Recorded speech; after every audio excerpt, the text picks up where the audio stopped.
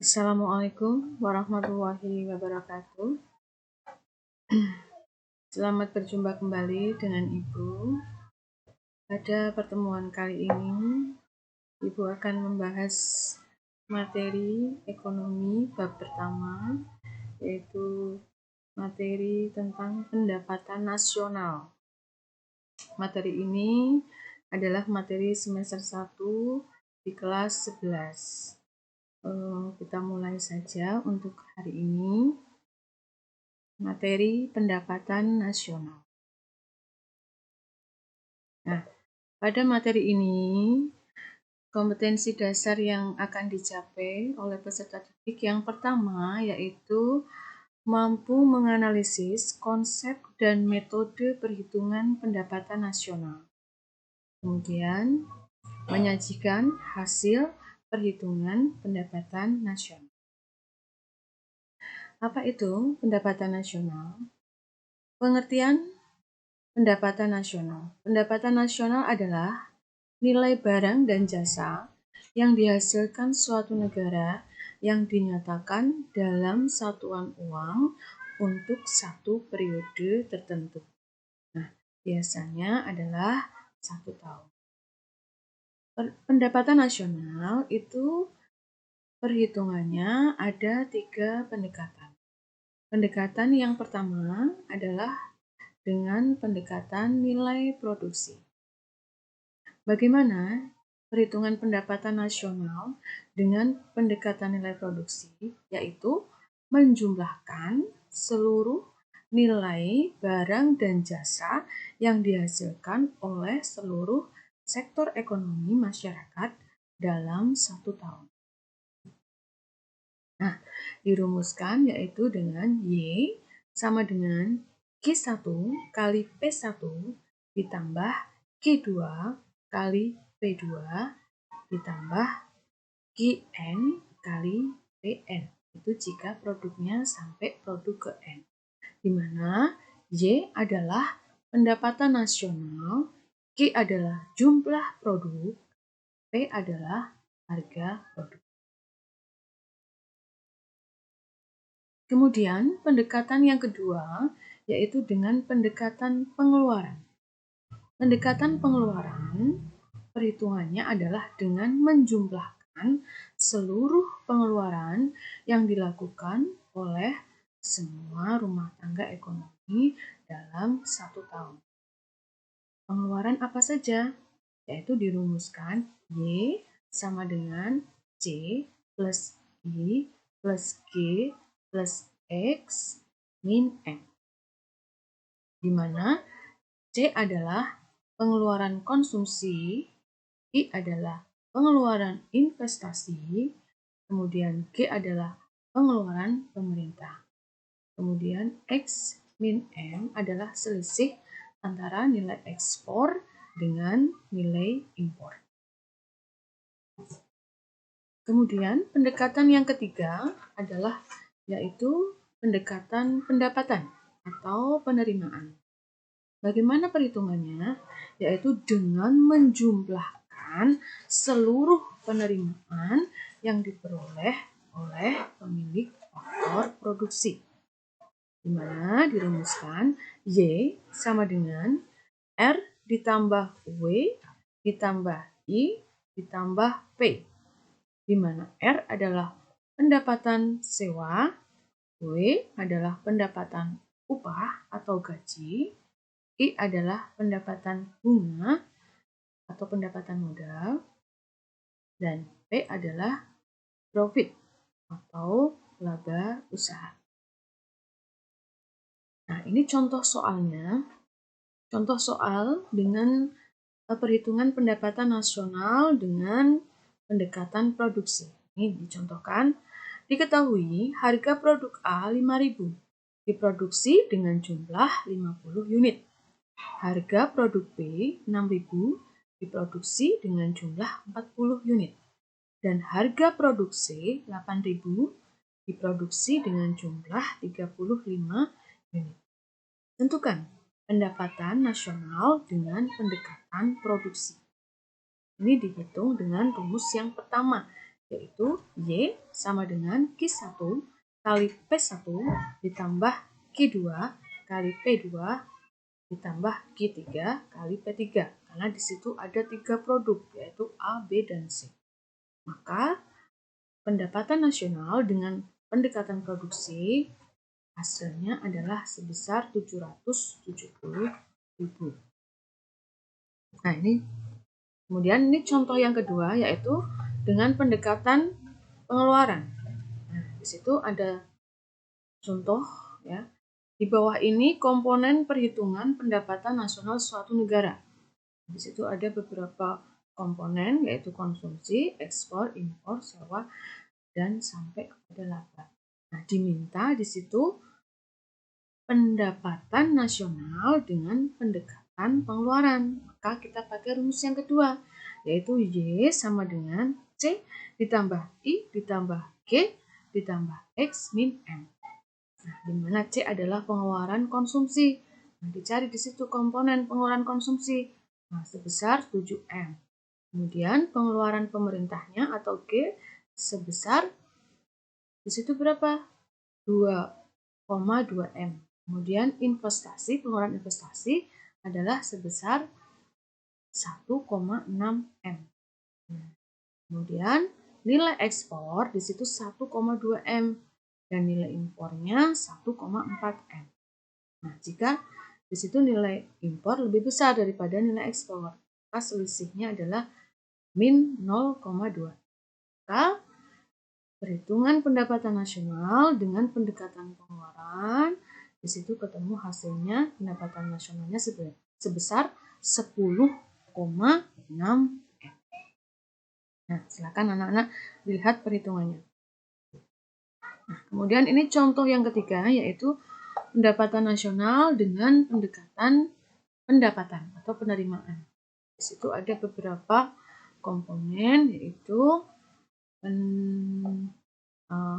mulai dari yang pertama di situ ya, komponennya banyak, ya, tapi karena pertanyaannya adalah yang diminta perhitungan pendapatan nasional dengan pendekatan pendapatan atau penerimaan, maka yang kita masukkan yaitu komponen pendapatan sewa, pendapatan upah, pendapatan bunga, dan laba.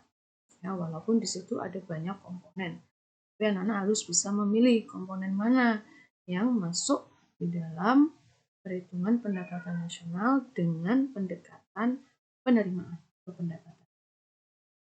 Maka dihitung Y sama dengan R plus W plus I plus P. Nah, di mana R atau pendapatan sewa itu sebesar berapa di situ? 90.000 US dollar. Kemudian pendapatan upah atau wage ya 85.000 US dollar. Kemudian pendapatan bunga atau interest adalah sebesar 75.200 US dollar dan laba atau profit sebesar 90.800 US dollar. Di situ ketemu pendapatan nasional sebesar 341.000 US dollar. Nah, mudah-mudahan anak-anak bisa.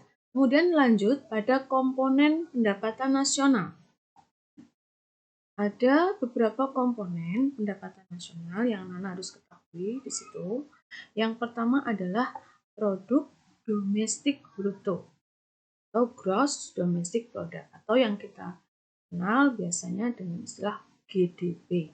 Apa itu GDP? Adalah nilai barang dan jasa yang dihasilkan oleh seluruh warga masyarakat, termasuk di situ di dalamnya warga negara asing dalam waktu 1 tahun.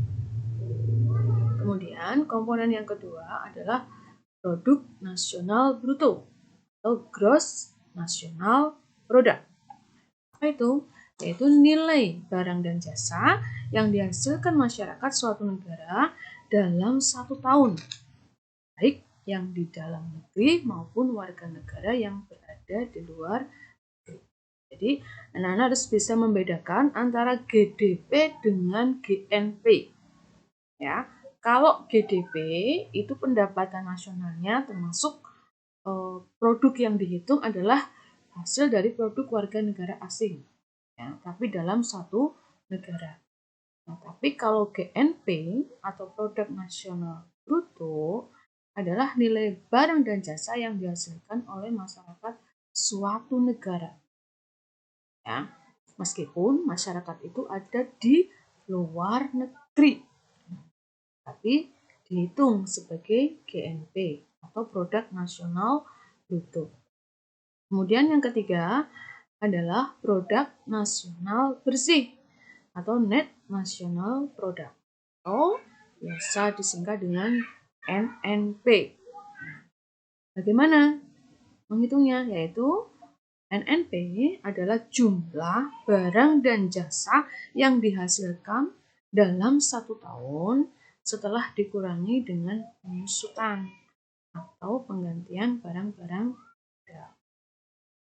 Kemudian yang keempat adalah pendapatan nasional bersih atau net national income. Itu jumlah seluruh penerimaan yang diterima oleh masyarakat dalam 1 tahun setelah dikurangi pajak tidak langsung. Ini yang dikenal dengan NNI atau Net National Income. Apalagi komponen pendapatan nasional? Yang kelima adalah pendapatan perseorangan atau personal income. Personal income adalah jumlah seluruh penerimaan yang diterima masyarakat ditambah dengan transfer payment, kemudian dikurangi laba yang ditahan, iuran sosial, asuransi, jaminan sosial, serta pajak perseroan. Nah, nanti ada contoh cara menghitungnya. Kemudian yang keenam, komponen yang keenam adalah pendapatan bebas atau disposable income, yaitu pendapatan yang diterima masyarakat setelah dikurangi pajak langsung. Atau pendapatan bebas atau disposable income ini biasa dikenal dengan istilah pendapatan yang siap untuk dibelanjakan. Nah, ini ada contoh-contoh soalnya. Ya.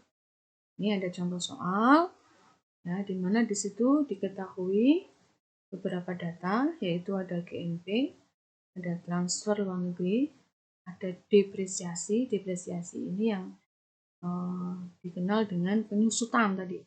Kemudian pajak tidak langsung, kemudian laba ditahan. Laba ditahan ini biasa disebut dengan dividen atau laba yang tidak dibagi. Kemudian pajak perseroan atau pajak perusahaan dan pajak langsung. Nah, di situ ditanya contoh ya, di soalnya yang ditanyakan adalah NNI. Nah, kembali lagi tadi NNI. NNI adalah dihitung dengan cara gross national product dikurangi dengan penyusutan, kemudian dikurangi dengan pajak tidak langsung. Maka net national income ya ketemu 1000 dikurangi 150 dikurangi 100. Maka ketemu net national income sebesar 750 M. Ini. Nah, kemudian apa? Manfaat perhitungan pendapatan nasional. Nah, ada 5 manfaat perhitungan pendapatan nasional. Mengapa sih pendapatan nasional itu harus dihitung? Yang pertama adalah yaitu bisa menjadi sumber informasi bagi pemerintah. Nah, sumber informasi tentang apa? Ya tentang pendapatan nasional yang sudah diperoleh oleh suatu negara. Ini biasanya informasi tentang apakah pendapatan nasional itu mengalami kenaikan atau penurunan. Nah, maka dihitung karena untuk bisa tahu apakah tren pendapatan nasional itu akan meningkat atau menurun. Sebagai bahan evaluasi untuk mengambil kebijakan yang akan diambil oleh pemerintah. Tuh, langkah apa ya? Misalnya jika pendapatan nasional turun, nih mau apa yang harus dilakukan pemerintah? Ya. Kemudian yang kedua yaitu untuk mengetahui struktur perekonomian. Nah, maksudnya apa itu untuk mengetahui struktur perekonomian? Nah, dari beberapa pendapatan nasional yang sudah dihitung oleh pemerintah, itu dari sektor-sektor mana itu yang mendapatkan masukan yang paling besar ya, untuk pendapatan nasional. Ini bisa diketahui ya.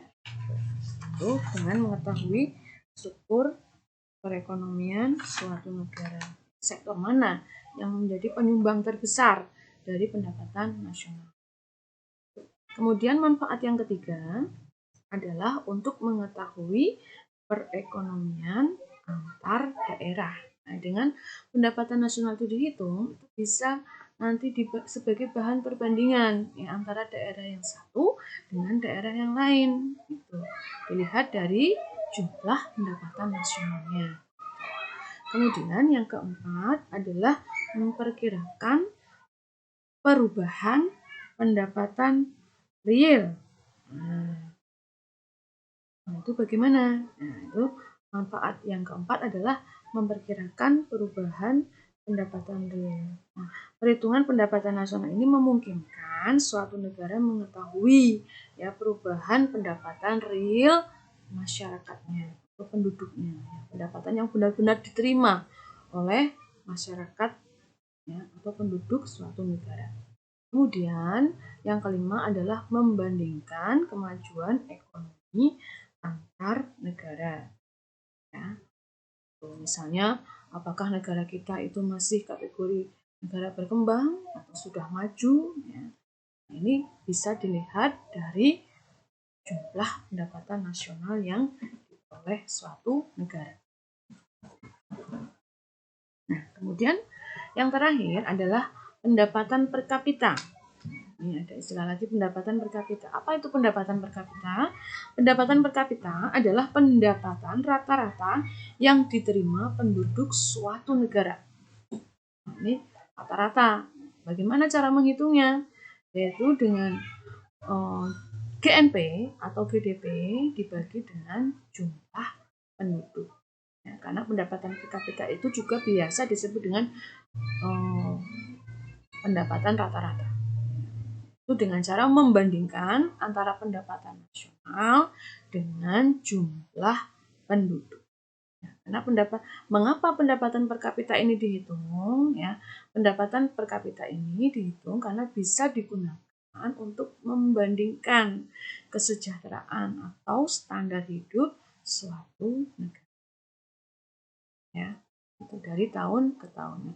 Dengan melakukan perbandingan atau menghitung pendapatan per kapita, kita dapat mengamati apakah kesejahteraan masyarakat suatu negara itu meningkat atau tidak. Ya. Nah, itu bisa dihitung dengan pendapatan per kapita.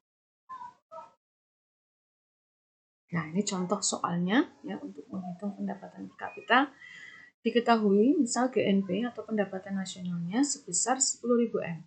Kemudian jumlah penduduk suatu negara 100 juta. Maka pendapatan per kapita dihitung dengan cara membagi pendapatan nasional dengan jumlah penduduk.